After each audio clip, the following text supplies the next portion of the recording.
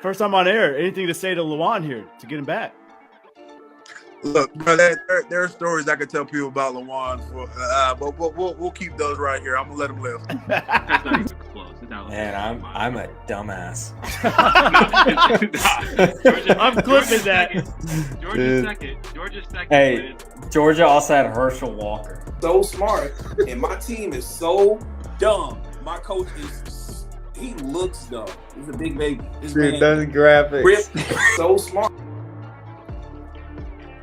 Episode 238. And if you're familiar with the pub, you know the one, the only Cato Smith back in there, baby. Woo! Yes. He's back. Y'all getting some live footage of me dancing this weekend. I didn't know y'all had that. I don't know where y'all Yeah. got that footage from, but I appreciate so wherever You you got to found it. pull it out of the vault, you know. The Bee Gees. Dude, all right. So tell the listeners, watchers, what you've been up to. Like, obviously, I've been keeping tabs. You've been doing amazing stuff. Go ahead, give yourself some flowers here. Yeah, man, I moved to Nashville last year. I've been here for a whole year now, working for On3, originally writing for their news desk, and then transitioned to a role producing The Hard Count with JD Piquel. So if you're not listening to that, make sure you get it on all the podcasts. We have our YouTube show twice a week now, 3 times during the season on the On3 YouTube channel, and it's college football year round. So we find something to talk about every week, whether it's a transfer portal week or whether it's no news in January. We find something to talk about with college football. So appreciate you having me, and of course, talking college football. Dude, yeah. And like, Fitz he is like the anti-college football guy. So you got to try to persuade him. Devontae is kind of like he'll take it or leave it. But Cato, this is our chance to really just sink our teeth in Fitz here. Get him to change his ways. I actually didn't know much about college football till I played it. Like, I was an NFL guy growing up, and then it took my first game at App State playing against UGA, getting between the hedges, getting flicked off by adults and children at the tailgate, pulling in on the bus to understand that, like, oh, this is a different level. It's the only sport, Joe Klatt says this, it's the only sport where you can, as a fan, say you are a Wolverine, you are a Buckeye. Like, I'm a Mountaineer. Like, if you went to that school, you have that pride. You can never say you're a Boston Red Sox or a New York Giant. Like, you're never going to be that ingratiated. So it's the only, some people call it cultish, especially if you're talking about like an A&M, but it's a real family type born into. It's the closest thing I think we have is like the EPL maybe overseas. It's just different. The pageantry is different. A lot of stuff is changing off the field with the portal and with NIL and stuff. But I think on the field, it's only going to make the product better and better. Players are coming back versus going to the pros. The training's going to only go up with high school players now knowing that bag is kind of right there. So I think we're about to be in the golden age of college football, and I'm excited to be talking about it for a living for sure. Man, that's beautifully said. And Fitz, you heard that. You just got to go play some college ball. Actually, I like that too. I got chills just thinking about like being a part of something. I just got done reading Roy Williams' book for like the 3rd time that I've read it, but it talked about when he was offered NBA jobs and just kind of the discernment he had to face of like, you know, coaching in college versus pros, and what you can do at a college is very unique. I feel like I heard that kind of underneath what you were saying. There is something special about college. Absolutely. But I hate it sometimes. But we'll get there. But I'm trying to be more glass half full. You know. Well, so this week Start getting right, it'll be good to go. Yeah. Well, all right. So this week's been crazy. I'm sure you've talked about this enough, and we're just going to keep hammering on it. To me, this is landscaping news. Nico leaves Tennessee because he wants the bag, which from day one we've been saying college athletes deserve the bag. Go get them paid. But it's kind of like bad timing, bad advice for the young man. And I feel like Coach Hype his hands were tied. Like, if he wanted to build a culture, what he's been saying, he had to let Nico walk. And that's what he's done. I want to hear your take on it, because it's not black and white to me. It's very gray. You could blame anybody here. I think, unfortunately, a young man gets screwed out of a really good decision that could have been made for him. Nakos at On3 originally reported that there was some renegotiating with this contract being talked about, and this is on Thursday. So we're in the office hearing this, and it's like, we can't believe it. And then like fast forward to Monday, and they're talking about it on First Take and stuff when the news kind of started in our office. So it was kind of just a cool, wacky, interesting weekend. But you said it best. I mean, if you want to put the blame anywhere, you can put a lot of places. There's some people just blaming the NCAA in general for just the general oversight of the portal and NIL and stuff. And a lot of people are blaming Nico's camp. His dad's a pretty forward-facing guy who's had a big hand in a lot of the decisions he made. But JD said it best on our show. At the end of the day, Nico turns 21 this year, man. Like, if you want to go to practice, no one's going to stop you from going to practice and doing that. And I think that's where the hard line was drawn. Wanting to renegotiate your contract, just like it is in pro sports, is one thing. But when you hold out, that is putting a line in the sand and making people make a hard decision. And you mentioned the timing of it is just absolutely terrible. Nico has a case for making more money just simply off the fact that the price has gone up. When Nico came out of high school, he had one of the most lucrative deals a college athlete's ever had, making $2 million a year. Fast forward to now, Darian Mensah, Carson Beck, those guys are getting paid $4 million a year, and he wants that same bag. If you wanted that bag, you should have got it back when those guys got it. Yesterday's price isn't today's price. Yeah. And he probably thought, and his camp was telling him, he was looking at spring practice, looking at the guys behind him saying, Tennessee doesn't really have much to work with here. They need to pay me, so I'm going to put them in a position to pay me. And Josh Heupel said no one's bigger than that power T. He put his foot down. I think it's a great move for their program and just setting the tone for their culture. Because if you let Nico do this, what's stopping their 5-star offensive lineman from doing it next year if he has a good freshman season and other players trying to keep doing that? I think maybe across the country even it's going to allow coaches to do that. This stuff has happened in college football. It just hasn't been public. This is the first time it's public now, so all of a sudden there's a lot of takes and stuff going around. But it's just a tough situation because the winter transfer portal was the time to do this. The spring portal opens up tomorrow. And I think there's just a very small, if not just like no list period of teams that need a quarterback, have $4 million to give it to them like they do for a guy like Nico, and also want to deal with kind of the fanfare that seems to be surrounding Nico and his camp. So I think it's going to be very interesting to see what teams go after him in the portal. I think everyone's kind of waiting for that price to go down from that 4 million point because no one has that and things will get more interesting. But I don't think the grass is going to be greener for Nico. That's for sure.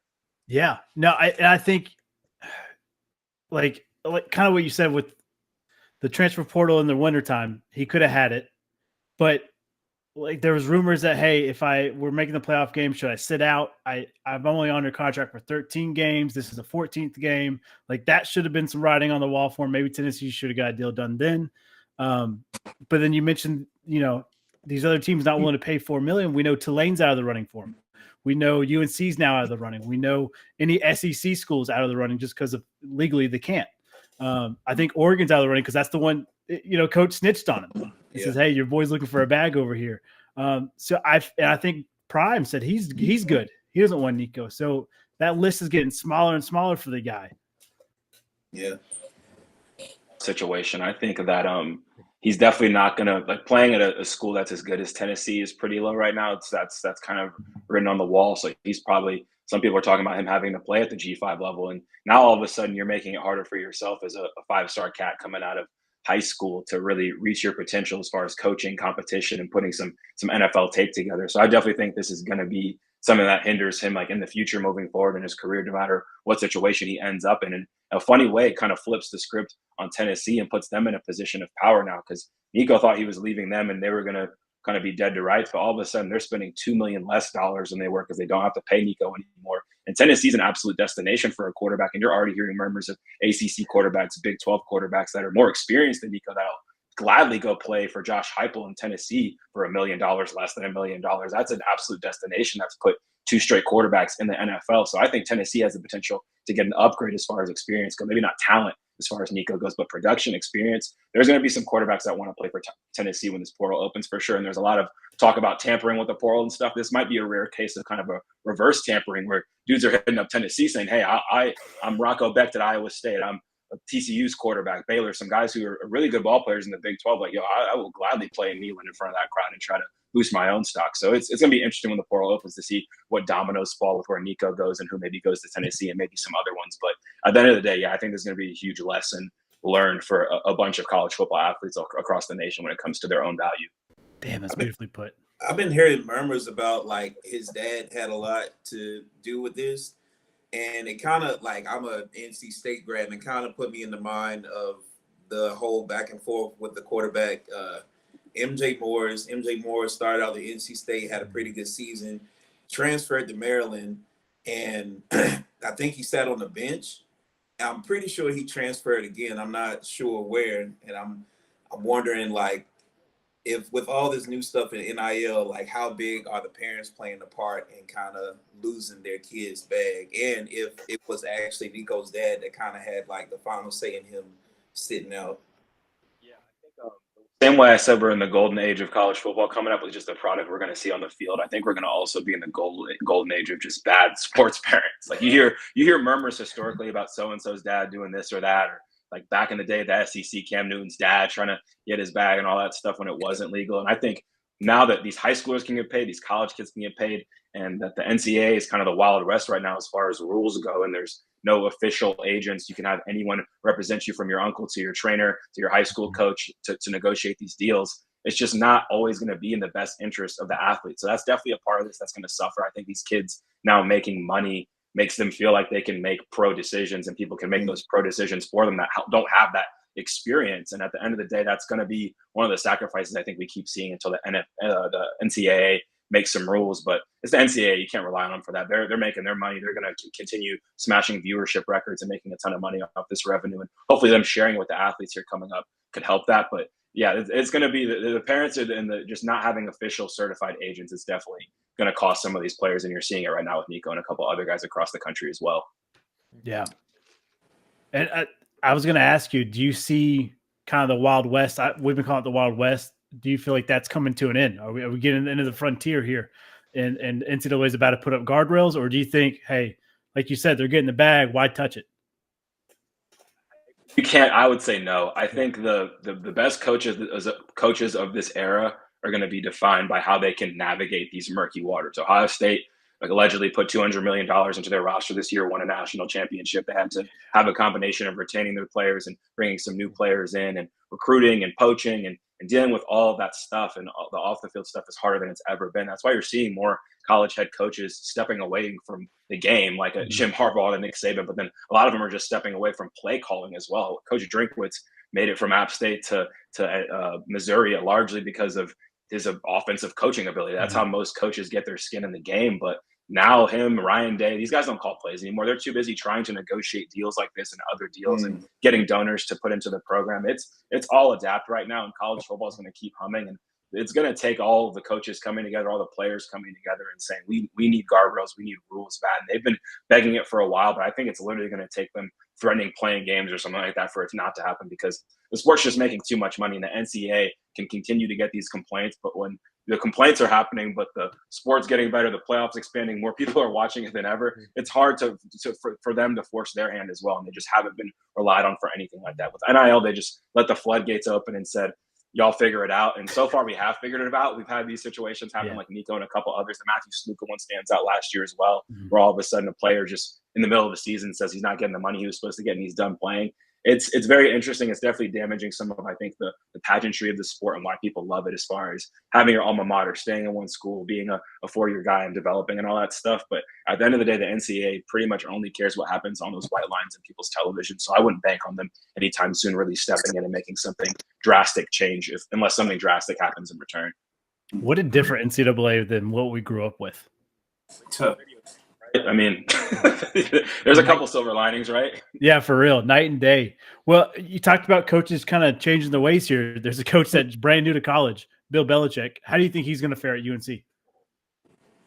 I have no idea, but I'm excited to watch it. I know he was kind of rumored in the sweepstakes when it comes to Nico Iamaleava. That would have been a very interesting pairing for sure. But I'm excited for it. I think the fact that the college game is kind of trending more and more towards an NFL style, where you see people hiring GMs. Now you kind of have a scouting department who's going to recruit people versus kind of doing the traditional recruiting. He has a big background in that, and he's gonna thrive in that role. If Belichick's all of a sudden finding these diamonds in the rough that are under recruited guys, maybe the FCS guys that are transferring up, and he can build a program almost in an NFL way. I mean, when you look at his past success in New England, that's what he was doing. His defenses weren't necessarily the top guys in the league every single year. You have a couple like kind of pillar pieces, but he was getting the skill sets and the traits that he knew would translate well. And I think the ACC is kind of open right now outside of that, the very, very top of the conference. So you look at their schedule, I could see them doing well. I think over time, though, he's going to do great. And I think the reason he kind of said peace out to the NFL is because when he was interviewing with jobs like the Falcons, they were kind of scared of him having too much control. And that's why kind of the demise of the Patriots dynasty at that time was happening. A lot of people were pointing fingers at him as far as who they were drafting and stuff. Now he has full control, college players are going to love having like a celebrity head coach. I mean, playing for a Deion Sanders or Bill Belichick, it's really cool to have guys like that in your living room, I'm sure, for the parents and the players. So that'll definitely work in their favor as well. So I think he can be successful. I don't know if it's going to be as immediate as this year, but as far as building a program, I definitely have confidence in Bill. And I think overall, this is my big picture theory. I think we're going to see a lot more of these coaches kind of exist. Like if you can just get an offensive coordinator, defensive coordinator to call the plays, and you get like a Tim Tebow as the head coach at Florida, or just some other like important figurehead that can just be like a cool like voice and person to have to lead your program. I think that's going to be a wildly successful model to go after in college football the way it is now and the way it's constructed. If you had to guess, who do you think would be next, like the next big name to be in college head coaching? I think Michael Vick got a head coaching job at Norfolk State. And I think if he can cook something up there, make his way up the ranks, all of a sudden Virginia Tech's maybe not so good, and they give Michael Vick that call, I think that'd be super cool. So DeMarco Murray's a guy that's at Oklahoma right now as a running backs coach. Like there's just certain guys that are already dipping their toe in coaching. And I think if you can pair that with just some iconic figures and get them at the right program, I could definitely see it work out. So Armani Edwards, head coach at App State eventually here in the future, I don't know, but we'll see. I think it's going to be interesting to see how the landscape changes. And that's kind of one of the interesting wrinkles I think we could see is just some of the coaching roles change and evolve, and having some more celebrity type coaches and some notable guys who can bring in some revenue and some ball players. Nice. Yeah, I like that. And I like the Mike Vick Norfolk kind of prime mirrored. Like he walked so you could run here, Vic. And that'd be dope. I know we got 2 minutes before you got to cut out here. So I've got to ask, who's your sleeper for this season? Who's your favorite? Who's your most exciting team that we're going to look forward to? Okay, so I am God, in the ripe month of April, who do I like? Never too early, Kato. Still spring football. You can base it off of that. I think if Arch Manning lives up to the hype, man, I think that's going to be a hard team to beat. We're going to learn very soon. Ohio State and Texas play to open the season. Fitz, you might not love college football, but I'll be one to watch for sure when that game opens up. I think that game's going to tell us a lot about the defending champs and a Texas team that's been in the semifinal the last 2 years. I think that game could do a lot.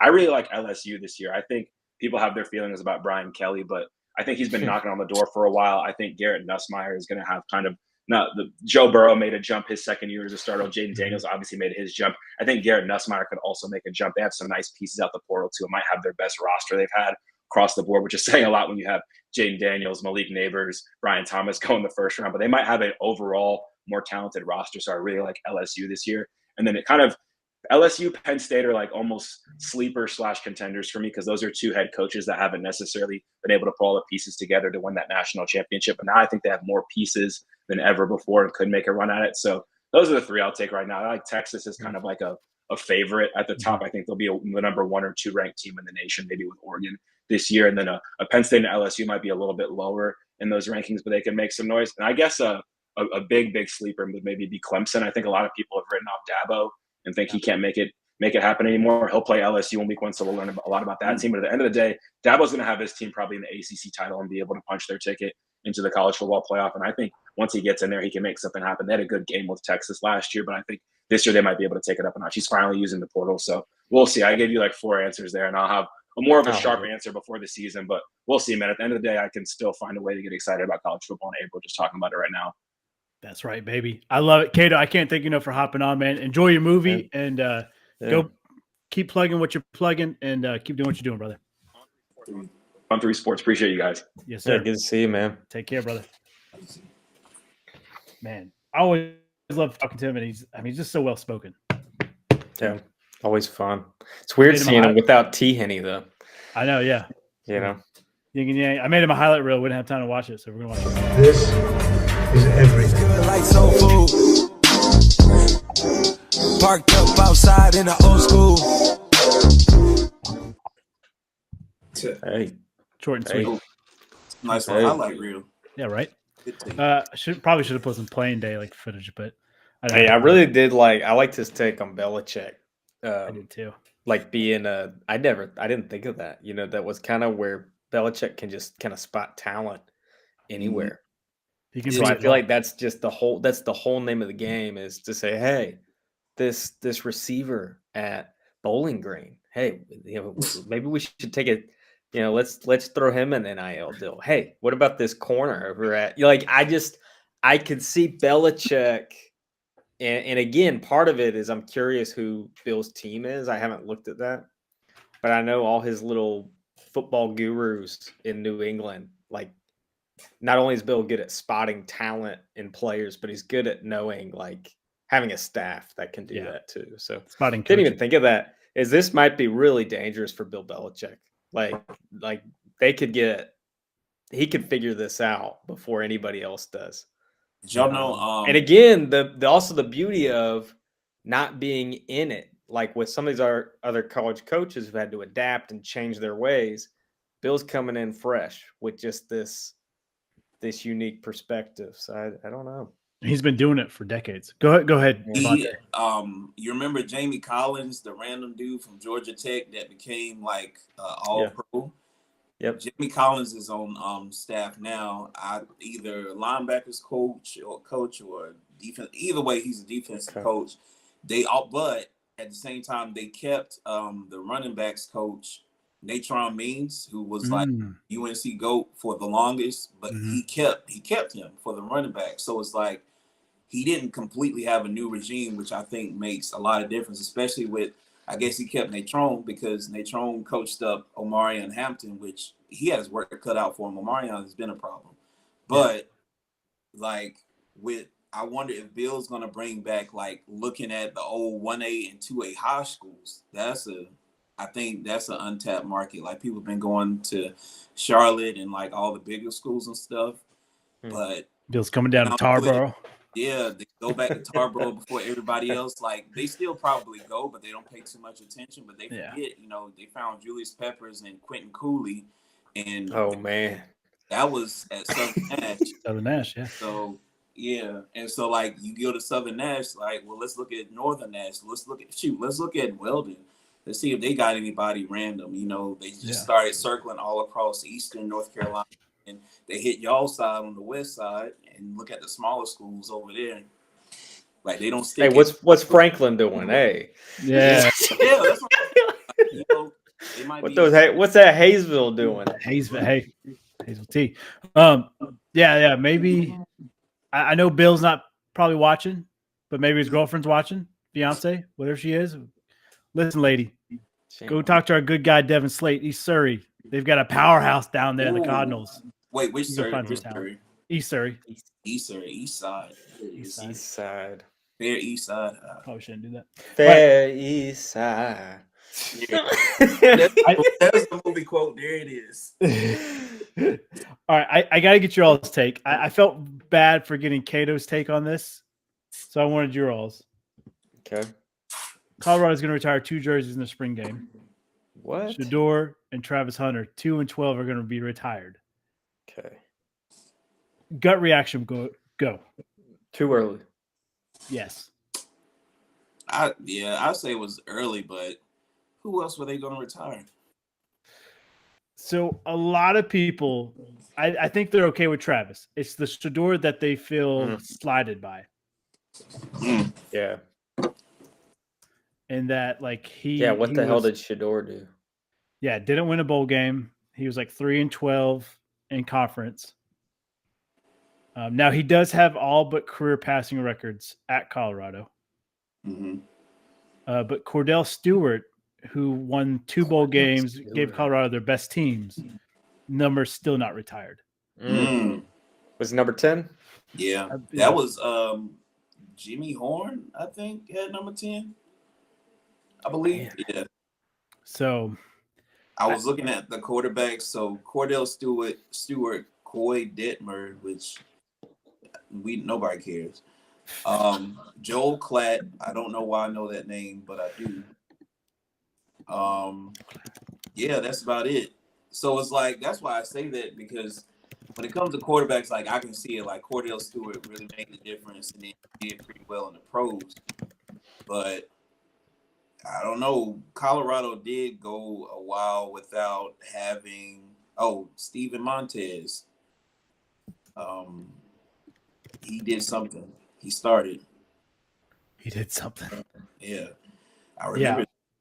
But yeah, it is early, but at the same time, I get strike while the iron is hot, where people be like, oh, like when you ever notice like when people retire jerseys and like you start having that erasure in your mind a little bit by the time they do it, maybe that like you striking while the iron is hot, like let's do it while they're hot, so that way when you go back in time, then you talk about it, but it's already in the rafters and high up to pull down. It's not a bad take, Devontae. Don't hate that. All right. Let's move on to what I'm sure Fitz is most excited for. And Devontae, I'm pretty sure you're excited for it too. Oh, NBA baby, playoffs. let's go. Ooh, I'm watching it now. Yeah. So playing games are going in right now. I'm not too worried about playing games. However, I do want to do we do picks? Is it too early? Because do them. We got to do them. Yeah, because 19th is when it starts. Same with NHL. We're not gonna have another pod. I guess we gotta do our picks. We gotta do it. Yeah, all let's right. just do it. Fuck it. We'll do it live. T-Wolves are already in. Let's go. All right. I've got to find. Oh, got my note card. Except I'm not gonna lie, I kind of wanted to play OKC again. OKC. All right. So this could get a little muddy because of playing games. So viewers, watchers, as results are final, we do have the option to change the games that are affected by the playing games. Sound fair?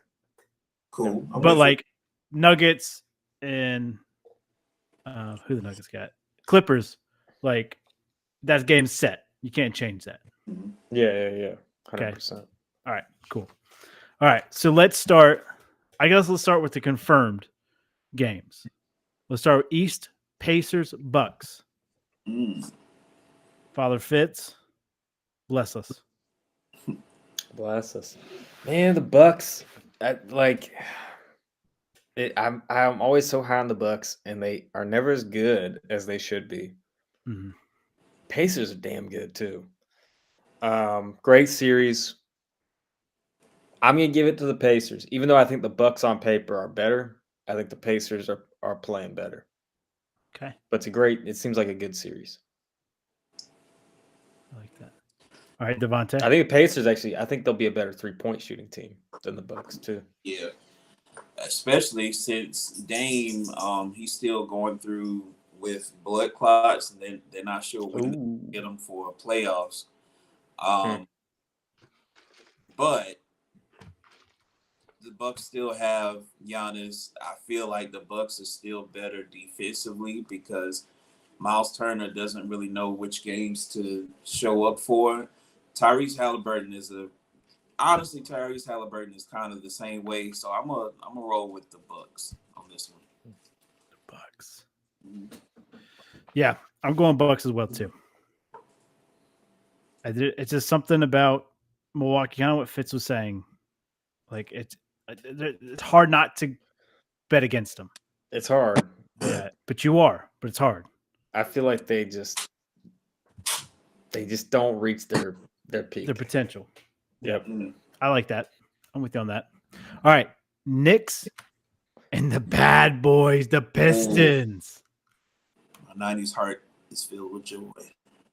I'll be honest, I haven't watched the Pistons much this year. I think someone else was raving about them this week. The Knicks, they're like, that's a team on paper. I feel like they should be the favorite in the East, but they just can't put it together this year. Like their chemistry is just off. So I'll take them to win this one, but I don't necessarily feel great about it. But I'll take the Knicks. Okay. I believe in Jalen Brunson. I believe in Cat. Yeah. Kaiden would like that. He's a big Knicks guy. Yeah, I don't know about that. I feel like the Pistons will put up a good battle, but I think on paper and kind of game by game, the Knicks have the depth. The Pistons, they kind of have the depth, but like everybody's not healthy at the same time. Like I don't know how much help Simone Fontecchio will be at the time. I don't know how much help Ron Holland can be. Isaiah Stewart will be back. So, like, if he can knee Cat in the nuts or something and have him out for the game, maybe that'll help him out. But ultimately, like if he gets ejected, it's not going to help him. So it's kind of a wild card. I think this is going to be on the East side. I think this is probably going to be one of the better series just because it's at the beginning and everybody's full of energy and stuff. But I'll give it to the Knicks just based off of the depth. Okay. The mind says New York. The heart saying Pistons. My wallet is saying the Pistons. Every time I bet on the Pistons, they win. Every time I bet on the Knicks, they lose. Yeah.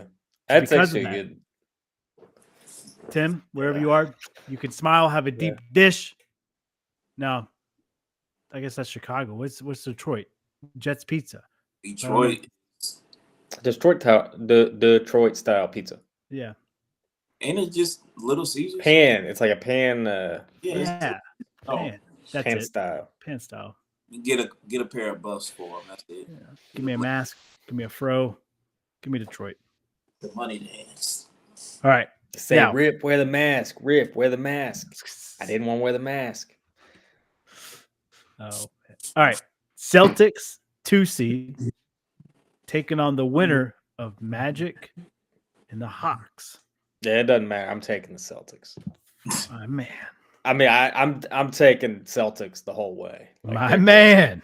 I'd like they're Yeah, hot, what a baby. take. What a They're take. hot, baby. To back. At least in the East. I don't know if they'll go back to back, but I think they do return to the finals. I don't know if we're going that far, but I'm just good in the East. Feel good about the Celtics. Yeah. I'm watching the game now as we speak. It's 57-68, which Orlando kind of has let Atlanta back into the game as we draw closer to the end. But with that being said, these teams are basically the same, so we'll take the Celtics. Yeah. Celtics. I'm with Fitz. I think we go back to back. I might even chalk up a 3-peat for the next coming season. That's how high I am on the Celtics. I'm up there. All right. That's right. I'm calling my shots. Just kidding. I'm not that cocky. But I do think we roll Hawks or Magic. All right. Cavaliers, they'll get the winner of Chicago, Miami. And the winner of that, they get the loser of Magic Hawks. I hate this playing shit. It frustrates me. But it doesn't matter. I'm taking the Cavs. Yeah, I'm going to take the Cavs too. All right. So let me make my bets on this. For the Bulls Heat, I want the Bulls to win. So if they win, that winner goes against the loser of Magic Hawks. Oh, okay. So Bulls can beat the Hawks, and that winner goes to who? 8 seed. Yeah, so they get the Cavs. Either way, they get the Cavs. All right, so Bulls and Cavs. By that point, they'll probably be tired, so I guess I got to take the Cavs. Cavs, okay. Yeah, I'm taking Cleveland too. Which I know I'm the NBA outsider here. Cleveland, and we talked about it early in the year when they were rolling, but man, they have just stayed consistently good this year. There are some really a deep surprise to me that they're not only are they in the playoffs, but they're the 1 seed. Yeah, been a big surprise. All right, let's move to the West. Nuggets, Clippers. That's another surprise team. I feel like. I feel like they kind of came out of nowhere. We'll flip the order. We'll go me, Vaughn, and Fitz. You go last here. Sound good? Oh, cool. I like it. Yeah. All right. I'm gonna go Nuggets. I know you just fired your head coach. You just fired your GM. I'm a firm believer you kind of have some extra juice with it, but also this team just won it. They just won a championship 2 years ago. They got Jokic. They're still got some really good pieces. I don't know if they're good in the West all the way through, but I do like them against the Clippers. I think it's a close series, though. Give me Denver. Yeah, they got Coach Jokic at the helm. Give me the Nuggets. Yeah, I would take the Nuggets as well. That's all we need, for real. I would take the Nuggets as well. All right. Denver sweep. Lakers, Timberwolves. Timberwolves at a 6 seed. This is insulting. But I wanted the 7 seed so bad. Yeah, you wanted OKC. I wouldn't have mind, like, even the 8 seed, like, even if we had to do the play-in, they handled the Thunder this year. Yeah. I just felt like we matched up well against the Thunder. This is the one I'm scared about, but I want to hear y'all's picks. I think the Timberwolves on paper are the better team. And I think They're young, but each year they've gotten better and better. They've gotten closer and closer. Give me the T-Wolves to beat the Lakers. I'll take Minnesota. Ooh. I'm not high on the Lakers. And there might be some bias. Okay. As a Celtics guy, as a LeBron hater, there's a lot of factors. Yeah, I hate truth comes out. I think AR-15 might bring about this matchup. So it'll be. I'm thinking of matchups in general. You have Rudy Gobert against whatever center they have at whatever time. Power forward, I think Jaden McDaniels still, if not Nas Reed. So Nas Reed might be a matchup problem for whomever, unless like it's him and Rui. So that's probably a good matchup. I forgot who's. So Ant Edwards, DiVincenzo, and is Mike Conley healthy or what? That's a good question.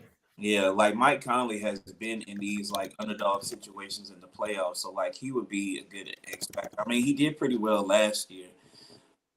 I hate Dante DiVincenzo. I'm not even gonna hold you. I hate him.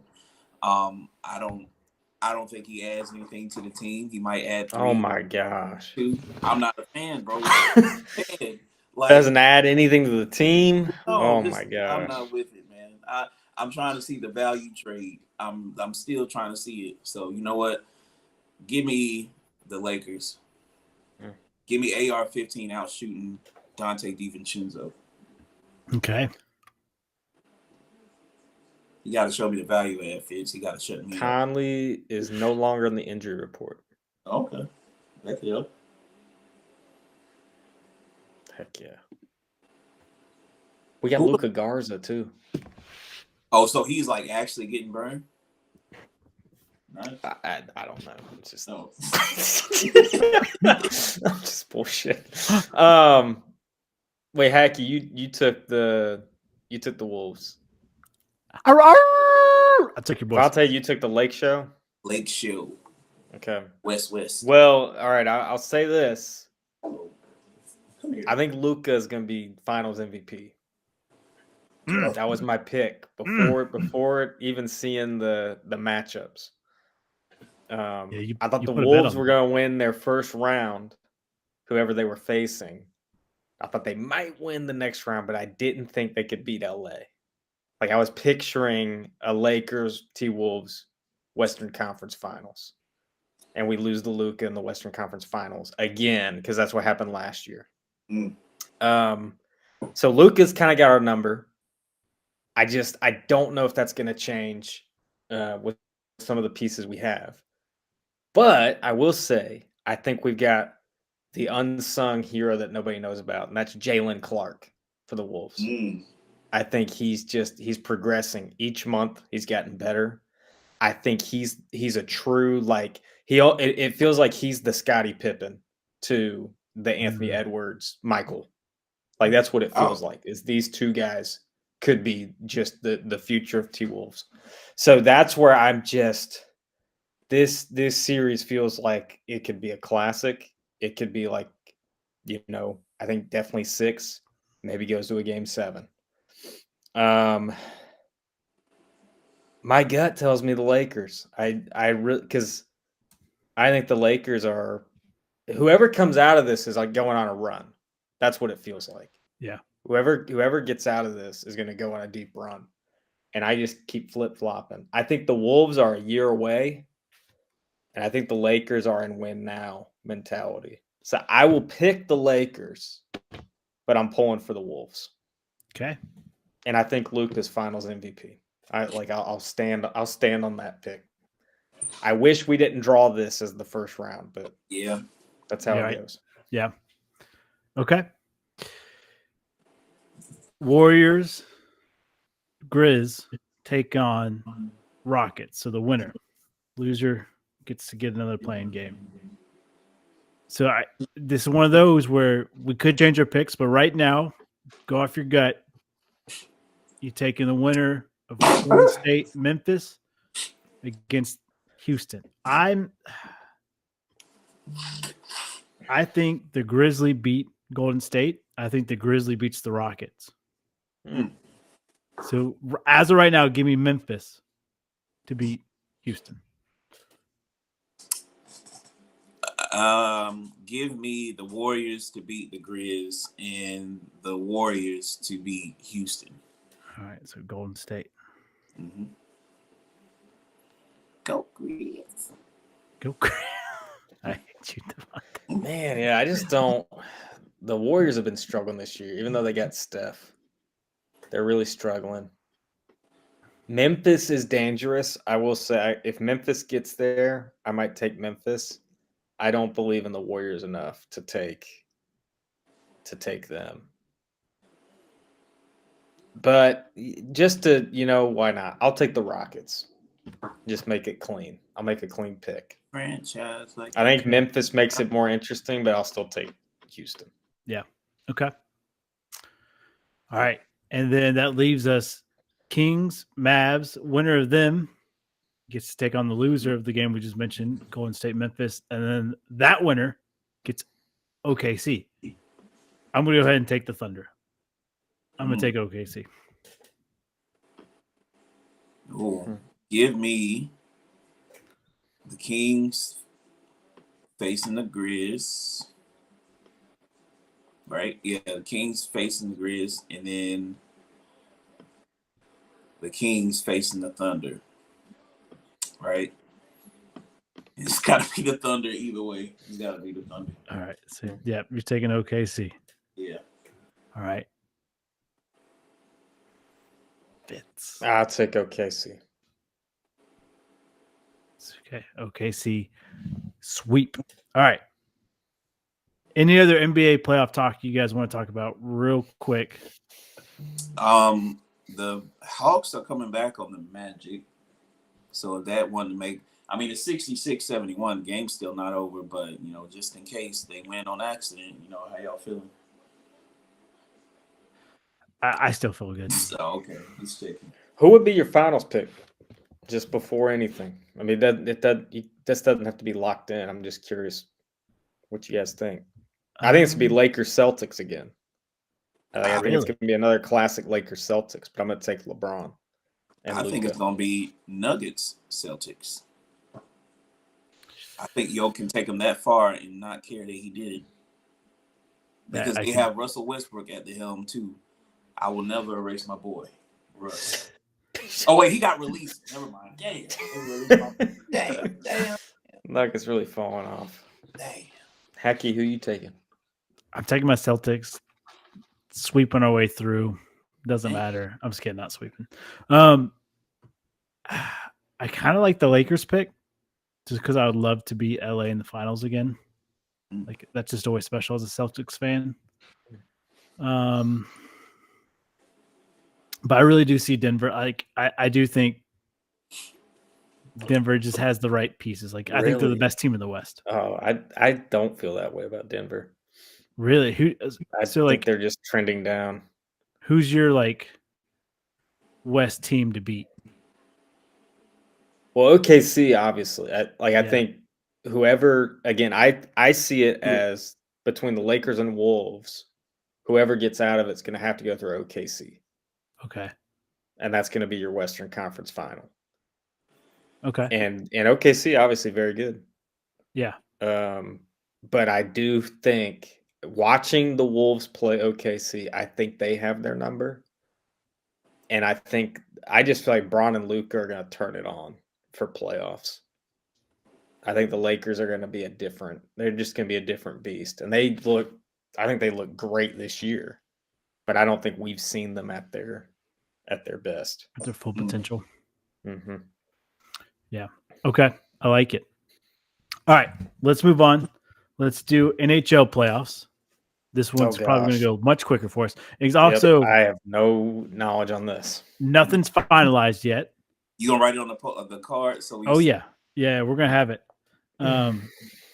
Nothing's finalized here. Nothing's finalized. Well, most everything's finalized, but it's not official yet.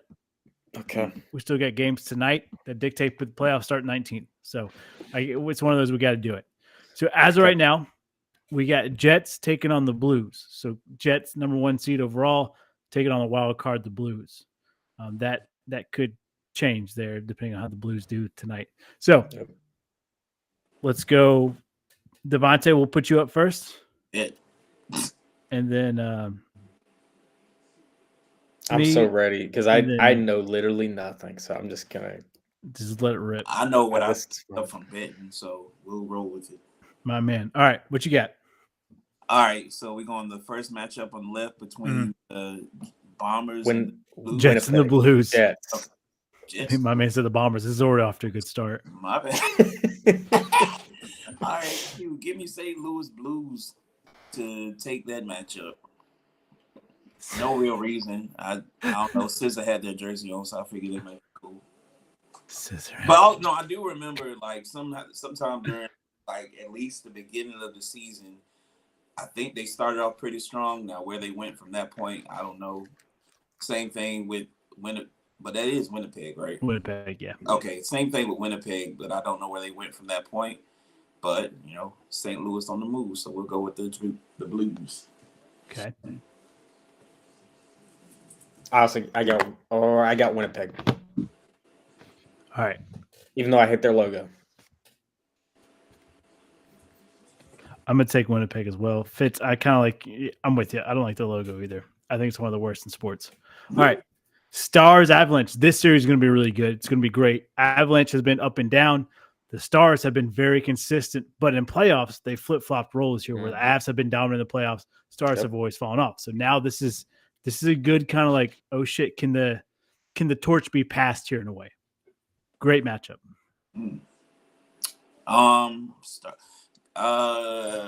Gotta go with the Stars. I think they've been pretty consistent throughout the season. Yep.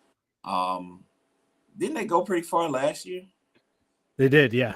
Yeah, so no harm in that. Let's go with the Stars. Yeah, but Colorado's also been good. I'm gonna take Colorado. If I remember correctly, really, really tough offensive team. Okay, so we got Dallas, Colorado.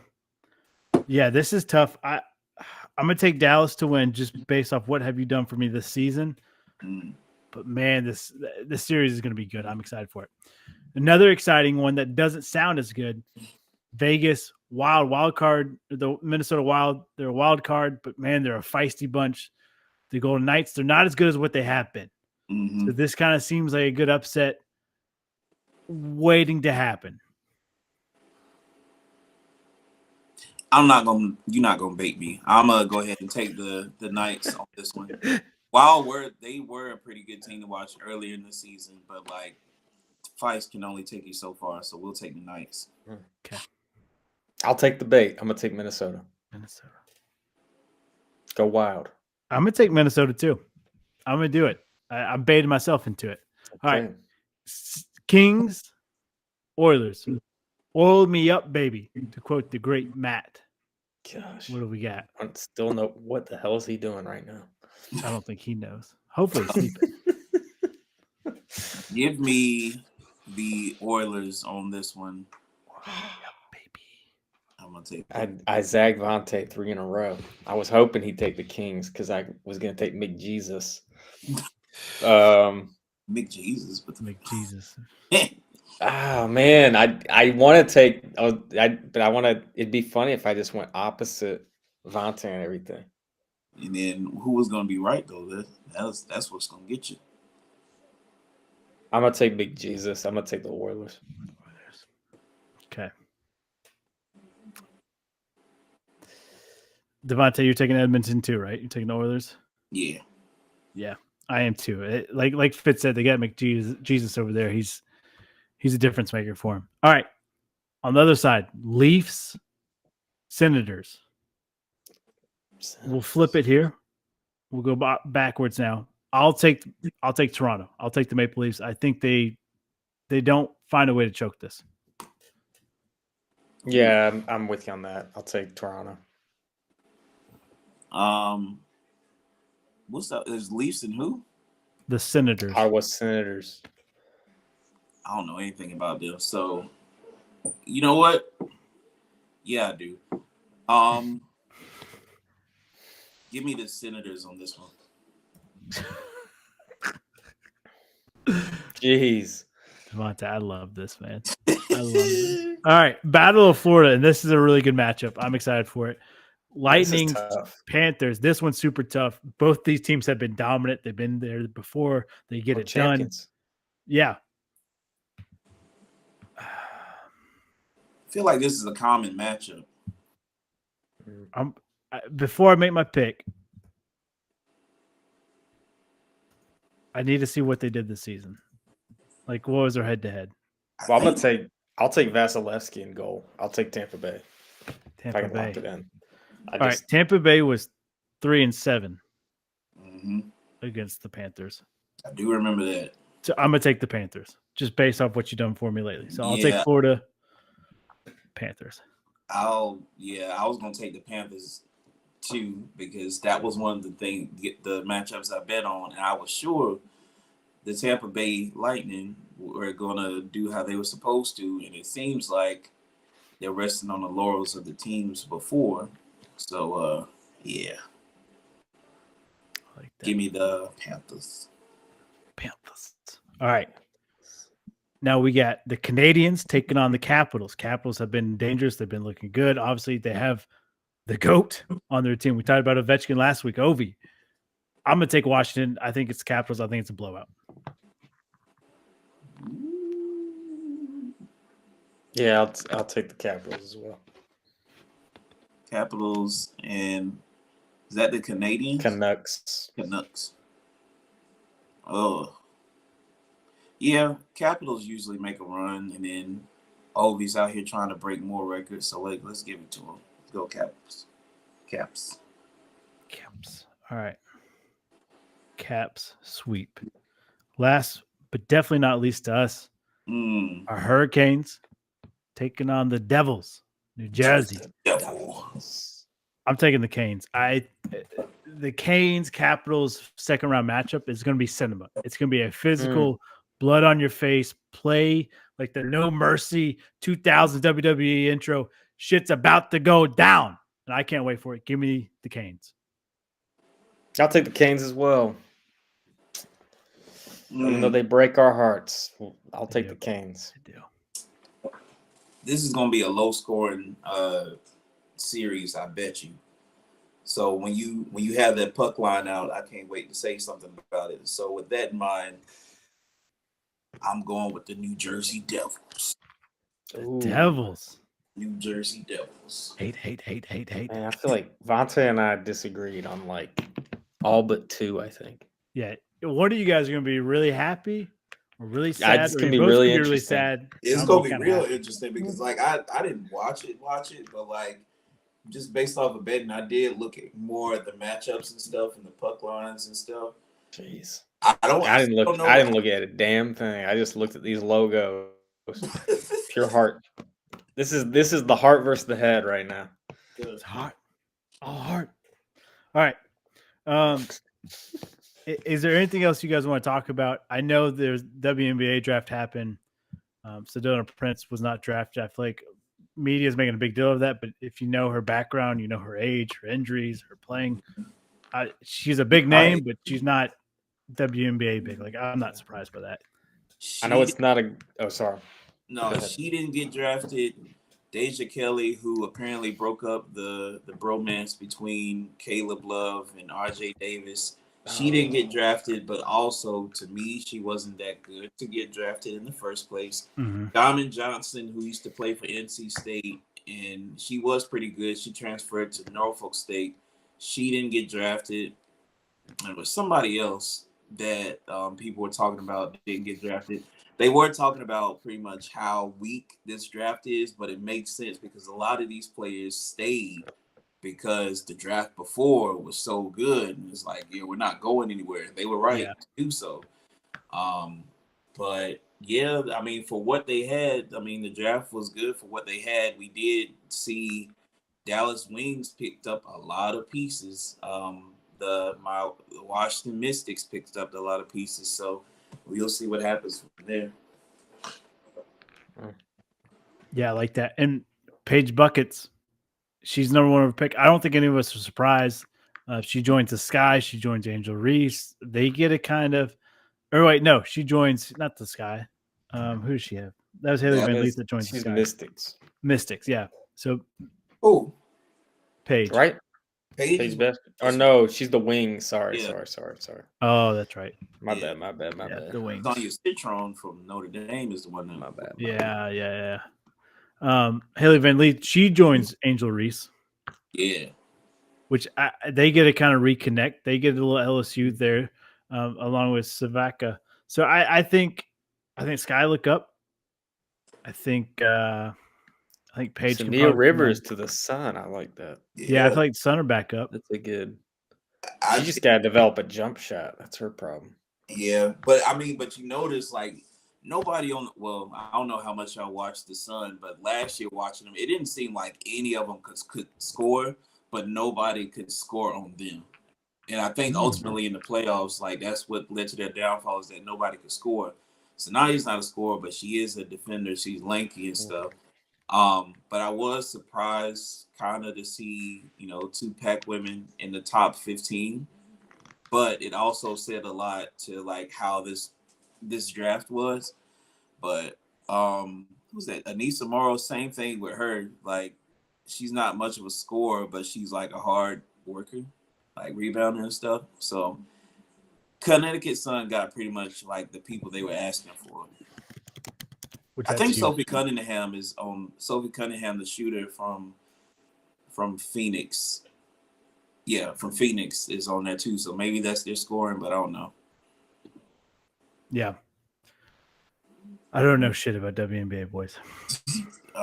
Okay. Number 6, Georgia Amore is 5'6". So I'm wondering how that's going to work for her. 5'6"? 5'6". She's got a Russell Westbrook cosign, so that's cool for her. It was kind of crazy to see. Like I watched the draft and I was looking at all these ladies' heights, and I was like, I didn't really expect them to be like, 6 foot, but a lot of them, like Paige, they said she was 6 foot. I don't know. I think I'll give her 5'10", but yeah. I like that. Yeah, I'm with you. Kind of lie on your driver's license, give yourself a couple extra inches. Yeah, wait, all right. I guess the Indiana Fever got Michaela Timpson, Florida State. Mm-hmm. That's dangerous. So how you know her, but you don't watch the game like that? I didn't know her. From Florida State, she was a beast. Did you just look it up or like? I'm looking at the draft right now. Oh, okay. I'm looking at the later rounds. Their best. So what about the other girl from UConn, Fudd? She's still there because I think the same year Paige got hurt, Azzy got hurt first. So she'll be one of the. They got her coming back. They got Sarah Strong from the Bull City coming back. Yeah. Caitlin Chen, the point guard from UConn. Yeah, she got drafted. I saw that. I'm trying to think. She got drafted. Arnold, Paige's best friend, she's coming back. So she'll probably finally be starting now. So they got a squad. Okay. Keeps them. Love it. All right. This is what I wanted to mention this. Yeah, so Rory gets the grand slam. He pulled a Rory and choked on the 18th. He had it wrapped up, and I guess we should rewind. DeChambeau, Rory, is going to be cinema. It's going to be great. It's going to be electric going in the final day, final 18. DeChambeau shits the bed after the third hole. Rory keeps going. He's just working. He's got locked up 18th. He chokes it away. Here comes Justin Rose, who just kept right there. We talked about him after day one. He was still in the lead, and he kind of fell off, but he never fell completely back. He just stayed chipping away right there in the thick of it. Well, day 3, he couldn't buy a dang birdie. I don't know how many lip outs he had.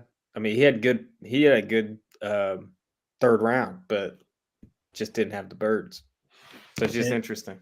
Yeah. No, that's a great call. And then Roy misses the putt, a gimme putt almost. It seems like it should be for them, obviously not for us. But the forces a playoff, and it felt like momentum was in Rose's side. Like, all right, this is Justin Rose he's got the momentum. Roy just shit the bed. We're used to him choking. Mm-hmm. Justin Rose coming done. He misses a gimme putt. Roy sinks his. Game over. Roy gets the grand slam. I know I condensed that very It much. wasn't a gimme putt. Dude, Justin Roy Rose hit a great whatever shot. Was it the second shot? the second Just shot. Yeah, it was incredible. Yeah. Incredible. I just like the fact that I understand golf terminology. I don't know anything that happened, but I understand what y'all are saying. I know who Rory McIlroy is even before this, so that's cool for me. Hey, there we go. Who do we say? Who y'all said Justin Rose is gonna win it all? Yeah. Or- I had money on Justin Rose, I did, this is what's crazy. So I cashed out my $230 that I made. I picked 5 golfers before this began, and I just put a little bit on top 5 and then on win, like to win top 5. I had Rory to win, but I also had Rose to win and Rose to be top 5. And if Rose had pulled it off, I would have made like $1,000 off of golf. money. That's Just straight off taking Justin Rose. Off golf. You're betting on golf, and you would have made that much money off of it. You don't bet. That's the crazy stuff about betting, because it's stupid stuff like that happens. Yep. Yeah. It is nuts. I mean, I think that's actually where I kind of had a wake up call to be like, man, like how hard that was to call that. Yeah. And it just not to make, like, didn't even show. That's what's crazy. Made you feel like they're playing with you. You got to try it again just to be sure, huh? No, man, cash out, dude. Cash it out. On the flip don't side, gamble. I'm right back to it. Just do not gamble. Do not gamble. Don't freaking do it. I was so confident. I was like, DeChambeau top 5, Max Homa sleeper pick top 10. I'll make almost $2,000 off this pick, like 2-person parlay. This will be easy money. This is math. And I thought I had it locked up going in like the last 6 holes. And I was like, how do we spend this money, babe? Let's find a way. And then gambling gods just shit on me. So where did Brooks Koepka end up? Like bottom. He didn't make the cut, right? Yeah, he didn't make the cut. Yeah, probably because I hope y'all didn't follow me and bet on him. I just did it because I remember the name. Yeah. I'm with you. I had Shane Lowry too. It was crazy. After the 3rd round, I picked 5 golfers. 3 of them were in the top 5. I was like, oh shit. I was like, what are we doing? All right. Pub parlay time. Don't gamble. Fits. I just won money off the Masters. I'm telling you, don't gamble. Don't do it. I made money. It wasn't worth you guys it. won't. It wasn't worth it. I didn't make anything. This guy. I didn't make a damn thing. We didn't hit. I don't want to blame. It's probably me. It was all of us. Oh. We went over 3. Arsenal tied. Tennessee baseball won the other 2 games, but lost that one because I called it Saturday. Rangers, Mariners, the under was 5.5. They scored 11 runs. So what? Yeah. It was a bad day in the office for us, boys. Damn. Beautiful thing about this life, the gambling life. It's a brand new day. Sun came up. I'll be your Huckleberry. What do we got? Oh, all right. It's Tuesday, so I guess we could pick a day earlier or something. Yeah. Do a Friday, Thursday. Ooh, let's look and see what we got on Thursday.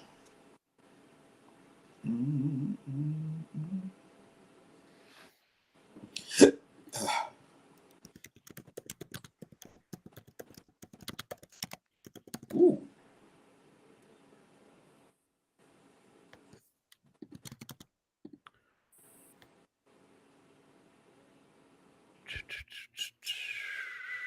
Okay. There's lots of Saturday. Saturday? Should we go Saturday? I'm with it. All right, Saturday. Let's keep it rolling. Got to find a way here, boys. It's our off season. Football season's not here. We can do it. Can I take the T-Wolves in game 1? Okay. Or, I mean, the other one I thought was Pistons. We were talking about how the Pistons are kind of being slept on. Ride with your boys. Go T-Wolves. T-Wolves. Okay. Go T-Wolves. Saturday. All right, Fitz. All right, Devon. All right, I'm gonna try my luck at NCAA baseball. Oh, baby. I like it. Some old diamond work, and let's go with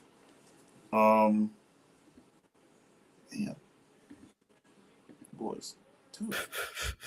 All right, let's go with so Iowa and Michigan. Let's go with Iowa. Iowa. Mm-hmm. Both these teams, not a bad squad this year. Both of them pretty good. Okay. Fitz, I talked to the T-Wolves because I'm taking the Pistons. Let's go. I was trying to tease that out. I thought that would be a great pick. Yeah.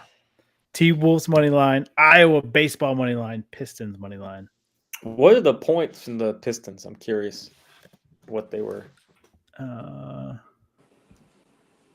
The T-Wolves, they gave the Lakers 4.5. That was pretty close. Pistons 7 points. That's kind of tasty too. You know. Yeah. I'm surprised they're favorite. If you wanted to, they're not favorites. The Knicks are favored. Oh yeah. Sorry. Plus You're right. I'm saying You're it's right. plus 7 for the. I'm just saying that's not bad either. Like, I looked at the odds by myself. Plus little 7. wiggle room. All right. So we're back with concessions food. Blindly rank. We ready?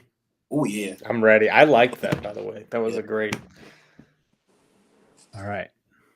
First up, this picture is a little confusing, so it's gonna be the top left.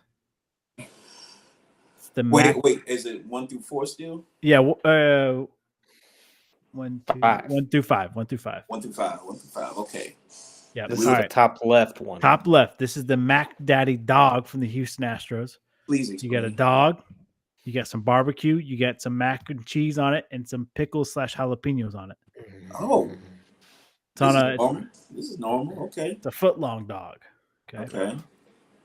You said 1 through 5, so I'm gonna make that my number 3. Number 3. This is very normal. This is like they stole that from North Carolina straight up, low key. Yeah, that's probably true. Make that my number 3. I don't like that it's on a dog. Like I like that. I like the barbecue, the mac, and the pickles. I'm not the hot dog's not doing it for me. I'm gonna put that in my 5. You're 5. Wow. Yeah, I'm not. I about you did this last week. I'm not about that at all. I feel like you said you eating cotton candy over fries. That's great. Yeah. That way, those look nuts, man. That looked like crack. That was crazy. All right, we go to Colorado for some dessert nachos. We have flour tortillas with some syrup, a little Cool Whip sugar, and a little caramel, I believe, is on there. Like maple syrup? I believe that, or some honey. I couldn't get a complete good answer. Yeah, no, this is my 5 straight up. They pissed me off. This could have been done so much better. Like the Cool Whip dipping sauce, and then what is it? I'm guessing that's powdered sugar, but you put syrup on it instead of I don't know, like nothing or caramel drizzle. You know? Yeah. This is number 5. Hold on, before you verdict, let me make sure. Oh, cinnamon sugar, fresh berries, topped with powdered sugar, caramel drizzle, and a side of whipped cream. So hey. Oh, okay. Okay, there we go. So I'm glad we read that. Not as good. Still put it at number 4 though, because I like it. Is it cold? Is it served chilled? I need it to just be served chilled. It doesn't say. Yeah, so that's my 4. I'm not a fan of that one either. Yeah. All right. Fitz is in a box. Top 3 for him left. I like it. I feel good. Banana pudding mini helmet servings from the Padres. Can I get another angle on this one? Can I get another picture? That was the best picture I had. I do apologize. Oh my! What's this called? This is the banana pudding helmet from the Padres. It is. Yeah, it's banana bread pudding. Okay, I got it. Yeah, there's better pictures online, but the ones I had to use for Switcher I don't need one. Yeah, bro. I This got is number you. 2. This is number 2. Number By 2. far. Yes. Number 2, my lord. Yes. This is my number 1. I'll lock it in. That's a bad picture. That's a Yeah, bad it's- picture. Yeah, I don't it's know. best picture switch over There's some other need there's it. some other angles. This looks good. Yeah. That was my gut. That's why I even had to look it up. Like, this It looks came at the pretty right damn time good. too. I haven't had banana pudding in a while. And Oh, Yeah, yeah, you banana can't go pudding's wrong. good. That's the other thing. You don't. That seems like it's pretty hard to fuck up banana pudding. Okay. That Now, looks fire. I don't like bananas in their own banana pudding. That's the let thing. me play devil's advocate. All 3 of us North Carolina guys, banana pudding's pretty good. We're asking some Californians in San Diego to make this banana pudding. I am wondering, like, what cookies are they? What is that? Is that a fudge stripe? Vanilla wafer with chocolate drizzle.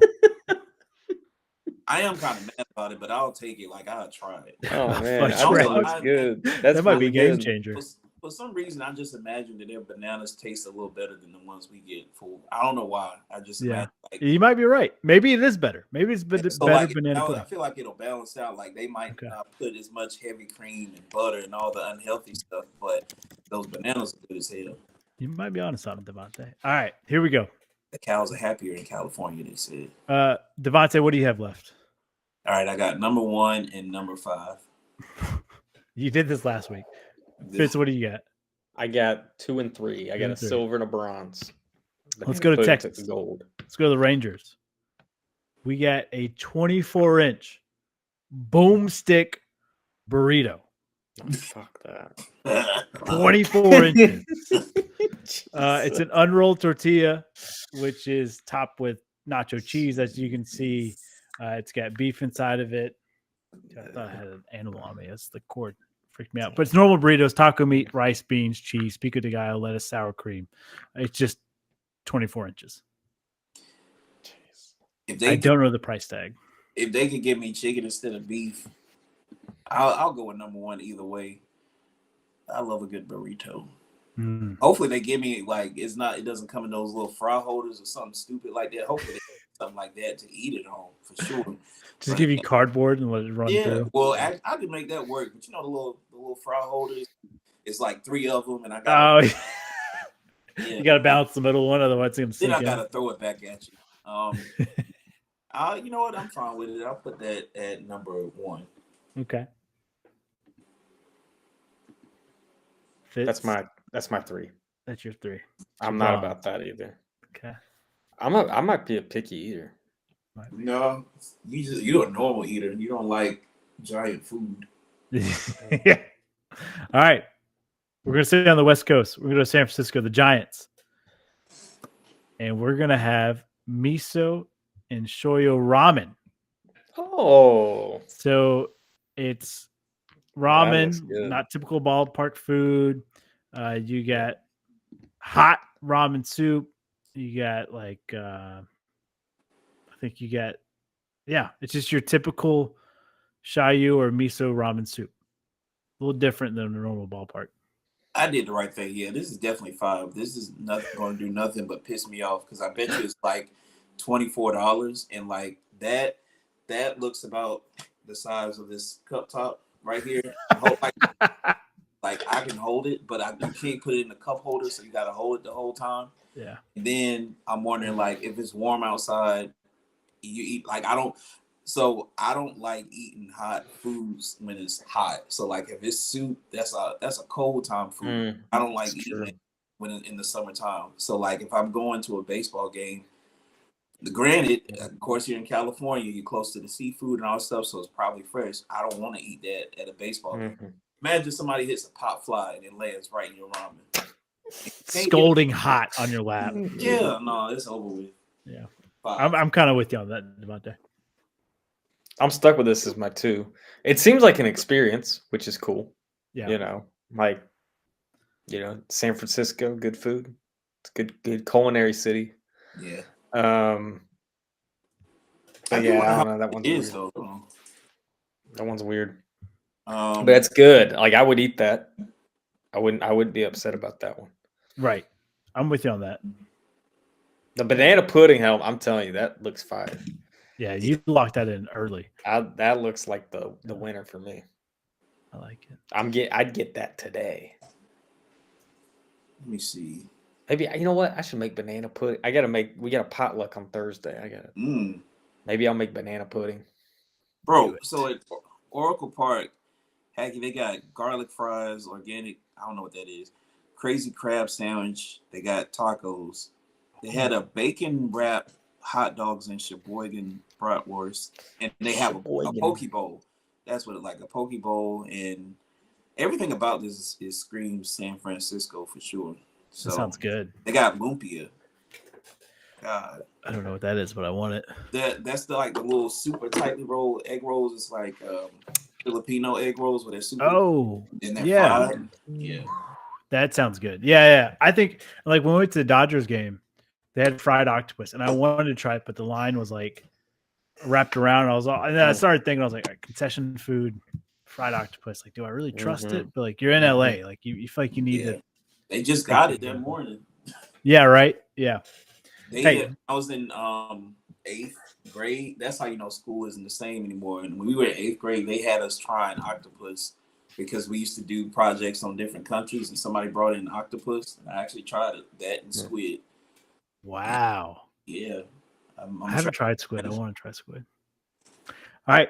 Hey, that's going to do it. Shout out to Cato for joining us. Hope you guys enjoyed listening to the episode. We enjoyed making it, and we'll catch you guys next week. Yep.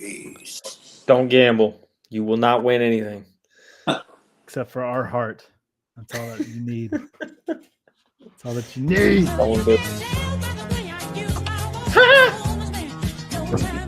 Should got Travolta.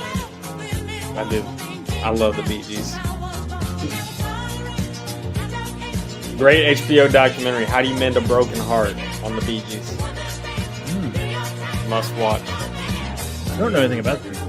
Like, I know their music. I just don't know. Oh my gosh. They are